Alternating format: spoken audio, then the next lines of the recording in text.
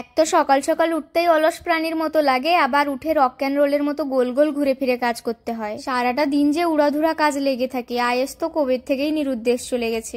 সকাল সকাল উঠেই কাজের মালতী মাসি হয়ে গেছি। আগে বিছানাটাকে ভালো করে ঝেড়ে ঝুড়ে নিলাম। বলি, কি গো, তোমাদের ওদিকে কি সকালের দিকে গায়ে চাদর দিতে হয়? আমাদের এদিকে কিন্তু না দিলে কলা পাতার মতো কাঁপায়। চাদরখানা ভাঁজ করে ঘরগুলো ঝাড়ু মেরে দিলাম, যত দুনিয়ার ধুলোবালি আমগো বাড়িতেই রাজত্ব করে। আর আজকে ছিল বৃহস্পতিবার, মা লক্ষ্মীর আনাগোনার দিন, তাই ঘরগুলো একটু মোছামুছি করে চকচকে করে দিলাম। সব কাজ সেরে বসলাম কয়টা ব্যায়াম করতে। যত কাজ থাকলেও টেনে টুনে ব্যায়ামের জন্য কিছু টাইম বের করেই ফেলি। শরীরটা যতখানি আলসে লাগুক না কেন, এই ব্যায়াম করার পরে পুরো চাঙ্গা লাগে।